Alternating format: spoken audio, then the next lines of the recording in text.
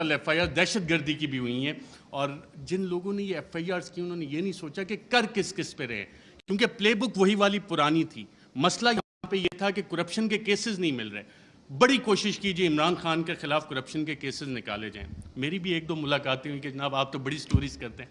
میں نے کہا یار ایک شخص، اور یہ عمران خان صاحب بیٹھے ہیں، شاید آپ میں سے بہت سے لوگوں کو نہ پتا ہو، پی ایم آفس میں ہمارے بھی ذرائع ہوتے ہیں، اکثر پوری کابینہ پریشان ہوتی تھی کہ جناب بات ہم نے کی ہے، کہاں سے پتہ لگ گئی۔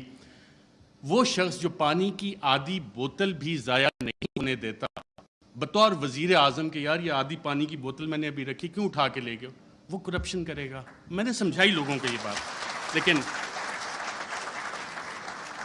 پلے بک کیونکہ وہی پرانی تھی، کیا کرپشن کے کیسز نکالو، کرپشن وہ اپنی ہے، مسٹر اے بی سی کا فلانا دوست ہے اس سے نکال کے لاؤ، کچھ 2 مہینے ہو گئے، کوئی کرپشن نہ نکلے گا۔ عمران خان کا کرپشن کا کیس نہیں نکل سکتا، نہ نکلے گا۔ میں نے بتائی کہ نہیں آپ کچھ کوشش، میں کہا میں یہ کوشش نہیں کر سکتا کیونکہ مجھے یہ پتہ ہے کہ عمران خان کی کرپشن نہیں نکلنی۔ اچھا